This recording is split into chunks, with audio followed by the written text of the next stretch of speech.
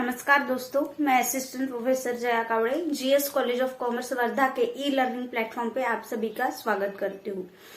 हमारा आज का लेक्चर है management accounting BCom 6 semester C&D section के लिए। तो जैसे कि हमने जो हमारे पिछले 2 लेक्चर है उसमें हमने हमारा फर्स्ट यूनिट शुरू किया था ब्रेक इवन पॉइंट एनालिसिस। तो ब्रेक इवन पॉइंट एनालिसिस का जो थेरोटिकल पार्ट है या फिर जिससे हम कहेंगे कि जो कंसेप्ट है वो हमने देखा था लेक्चर नंबर 2 और लेक्चर नंबर 3 में। उसी के साथ साथ लेक्चर नंबर 3 में हमने जो ब्रेक इवन पॉइंट एनालिसिस में जो कंटेंट्स हमें कैलकुलेट करना है, जैसे कि profit volume ratio, break even point and margin of safety, तो ये हमने इसके फॉर्मूलाज हमने देखे थे कि कैसे कैलकुलेट किया जाता है ब्रेक इवन पॉइंट, क्या फॉर्मूला है ब्रेक इवन पॉइंट कैलकुलेट करने के लिए, प्रॉफिट वॉल्यूम रेशो कैलकुलेट करने का क्या फॉर्मूला है, या मार्जिन ऑफ सेफ्टी कैलकुलेट करने का क्या फॉर्मूला है, ये हमने देखा था। तो आई होप आपने वो सभी फॉर्मूलाज अपने कॉपी में नोट डाउन किए होंगे।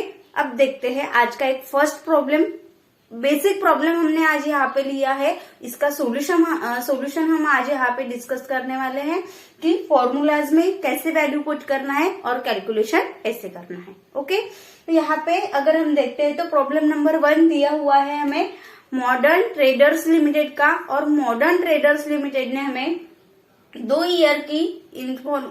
ईयर्स की इंफॉर्मेशन हमें यहाँ पे दी हुई है।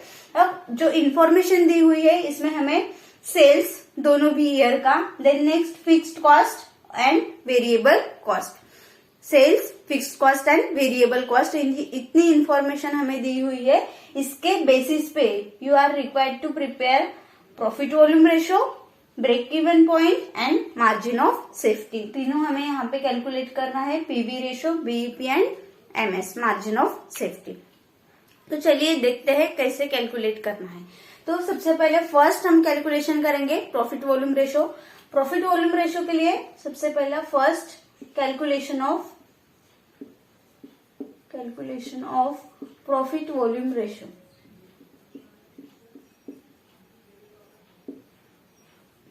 ओके, क्या फॉर्मूला है पीवीआर रेशो का, पीवी रेशो का क्या फॉर्मूला है? फॉर्मूला हमने देखा था, क्या फॉर्मूला है?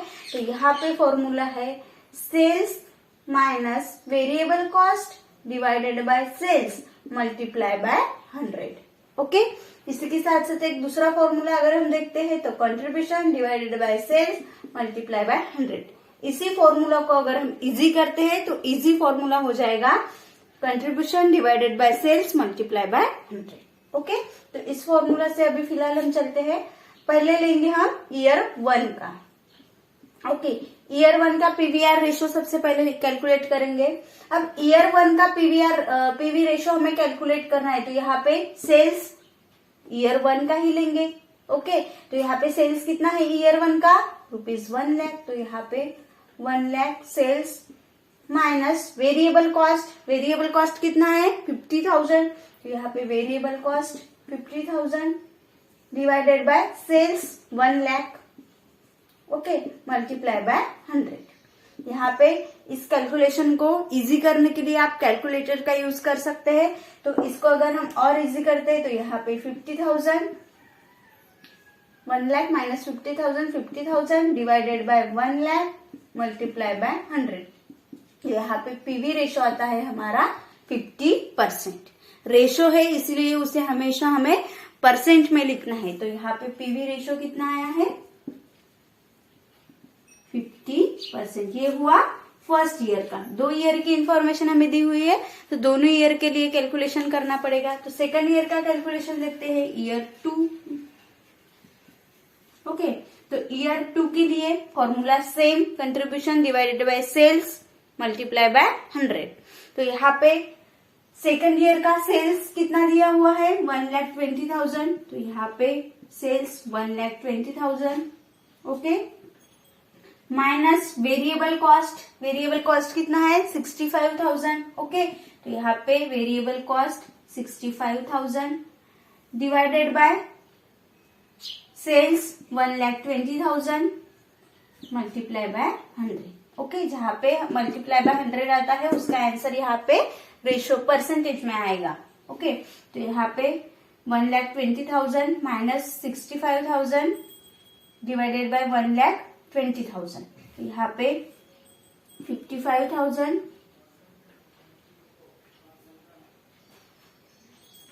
Divided by 1,20,000 multiply by 100। तो इस फॉर्मूला से अगर हम कैलकुलेशन करते हैं तो यहाँ पे कैलकुलेटर पे यह आएगा 45.83। ओके, इसको हमें अप्रोक्सीमेट करना है 46।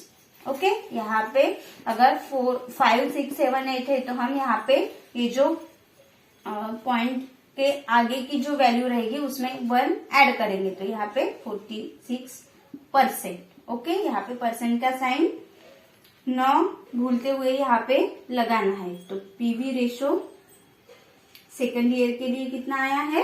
46%। तो इस तरह से फर्स्ट कैलकुलेशन हुआ है हमारा PV ratio, profit volume ratio. अब देखते हैं next, break even point. Break even point कैसे कैलकुलेट किया जाएगा? तो ब्रेक इवन पॉइंट का फॉर्मूला भी आपके पास है। तो यहाँ पे break even point,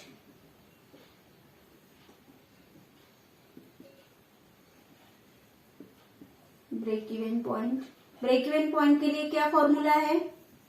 break even point का फॉर्मूला भी आपको पता है। मैंने आपको 2 फॉर्मूलाज बताए थे, उसमें से फर्स्ट फॉर्मूला है फिक्स्ड कॉस्ट। ओके, क्या है first formula? Fixed cost multiply by sales, fixed cost multiply by sales divided by sales minus variable cost. Okay, then next दूसरा भी एक फॉर्मूला हमारे पास है, fixed cost divided by PV ratio, fixed cost divided by PV ratio. Okay, आप दोनों में से कोई भी एक फॉर्मूला यूज करके ब्रेक इवन पॉइंट निकाल सकते हैं। तो हम फर्स्ट फॉर्मूला से अभी लेंगे, नेक्स्ट प्रॉब्लम में सेकंड फॉर्मूला यूज कर लेंगे, क्योंकि सेकंड फॉर्मूला बहुत ही इजी है। तो यहाँ पे फर्स्ट फॉर्मूला फिक्स्ड कॉस्ट। अब यहाँ पे ईयर 1 के लिए पहले निकालेंगे, देन ईयर 2 के लिए। तो ईयर 1 के लिए फिक्स्ड कॉस्ट कितना है? फिक्स्ड कॉस्ट ईयर 1 के लिए कितना है? 30,000। तो यहाँ पे ईयर 1 का fixed cost 30,000 multiply by year 1 का सेल्स कितना है? ₹1 lakh. Okay, then divided by sales 1 lakh minus variable cost कितना है? Variable cost 50,000। ओके, तो यहाँ पे 30,000 multiply bye 1 lakh divided by 1 lakh minus 50,000। Okay, तो यहाँ पे अगर इसका कैलकुलेशन करते हैं हम कैलकुलेटर पे, तो यहाँ पे ब्रेक इवन पॉइंट आता है ईयर 1 के लिए 60,000। कितना आएगा? 60,000 रुपीज बीईपी। यहाँ पे ये जो बीईपी है क्या है? In rupees. ओके, तो यहाँ पे बीईपी इन रुपीज 60,000 ईयर 1 के लिए आया है। ओके, इसका क्या मतलब है कि जो कंपनी है, जो यहाँ पे मॉडर्न ट्रेडर्स लिमिटेड है, ये मॉडर्न ट्रेडर्स लिमिटेड को कम से कम नो प्रॉफिट नो लॉस के लिए, या प्रॉफिट भी नहीं होगा तो लॉस भी नहीं होगा, इसके लिए कंपनी को कम से कम 60,000 का सेल्स कर रहा है, तभी कंपनी की जो टोटल कॉस्ट है वो टोटल रिवेन्यू के इक्वल हो जाएगी। Clear? Then next second year के लिए देखते हैं ईयर 2। ओके, फॉर्मूला वही रहेगा सेम। अब देखते हैं ईयर 2 के लिए फिक्स्ड कॉस्ट कितना है? 40,000। तो यहाँ पे सेकेंड ईयर के लिए 40,000 मल्टीप्लाई बाय सेल्स कितना है? 1,20,000 divided by 1,20,000 minus variable cost कितनी है? 65,000। ओके, यहाँ पे कैलकुलेशन इसका once again 40,000 multiply by 1,20,000 divided by 1,20,000 minus 65,000, यहाँ पे आएगा 55,000। ओके, इसका कैलकुलेशन अगर हम करते हैं तो यहाँ पे जो ब्रेक इवन पॉइंट है वो ब्रेक इवन पॉइंट यहाँ पे आएगा 87.272.72। ओके, तो इसको भी हम अप्रोक्सीमेट कर लेते हैं 87,273 रुपीज में। ओके, तो यहाँ पे break even point in rupees second year का कितना आया है 87,273। इस तरह से दो कैलकुलेशन हमारे हो गए हैं, profit volume ratio and break even point. Okay, first calculation हुआ, ये हुआ हमारा सेकंड कैलकुलेशन। अब थर्ड कैलकुलेशन हमारे पास है। थर्ड कैलकुलेशन क्या है, calculation of margin of safety. Calculation of margin of safety.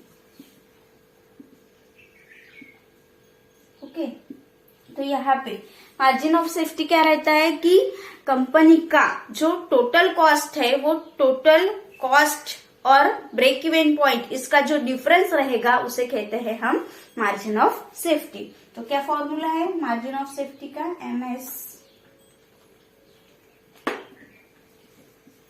Is equal to sales minus BEP. Sales minus BEP. Sales year 1 के लिए कितना है सेल्स, ₹1 लाख, लेस बीईपी 60,000, तो यहाँ पे बीईपी 60,000 इज इक्वल टू यहाँ पे 40,000। मार्जिन ऑफ सेफ्टी कितना आता है 40,000। ओके, देन नेक्स्ट ईयर 2 के लिए, ईयर 2 के लिए sales minus BEP once again, तो यहाँ पे सेल्स 1,20,000, 1,20,000 माइनस बीईपी कितना है 87,273, 87,273 इज इक्वल टू यहाँ पे मार्जिन ऑफ सेफ्टी आएगा 32,727, 32,727, तो यहाँ पे मार्जिन ऑफ सेफ्टी।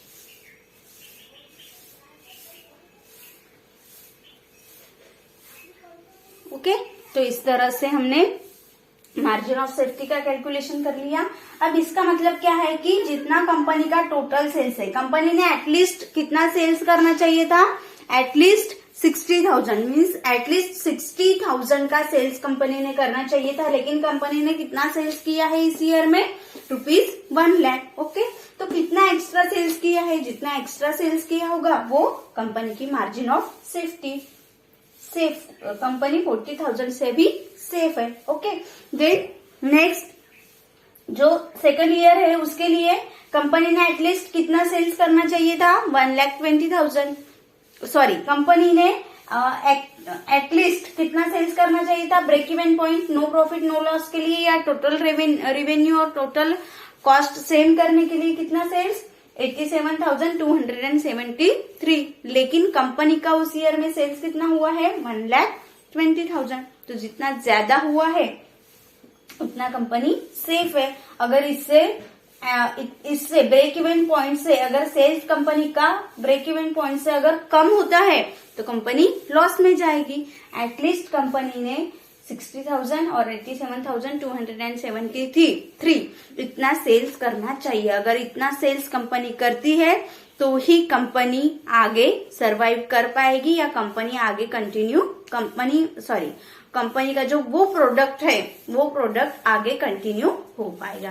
तो इसीलिए कंपनी ने इस तरह से अगर ब्रेक इवन पॉइंट कैलकुलेट करके अगर कंपनी ने कम से कम जितना कंपनी का खर्चा हुआ है उतना अगर कंपनी का रिवेन्यू है तो वो जो प्रोडक्ट है वो प्रोडक्ट प्रोड्यूस करने के लिए कंपनी को पुराएगा और इसी आधार पे कंपनी डिसीजन लेगी कि वो प्रोडक्ट आगे कंटिन्यू उसका प्रोडक्शन करना है या नहीं करना है। ओके, और किस प्रोडक्ट का प्रोडक्शन करना है ये भी company break even point analysis के थ्रू मैनेजमेंट जो है वो अपने डिसीजन लेती है। तो डिसीजन मेकिंग के लिए जो ब्रेक इवन पॉइंट एनालिसिस जो है वो महत्वपूर्ण पार्ट है। तो आज के इस लेक्चर में हमने फर्स्ट एक सिंपल प्रॉब्लम देखा है, उसमें हमने profit volume ratio, break even point and margin of safety का कैलकुलेशन किया है।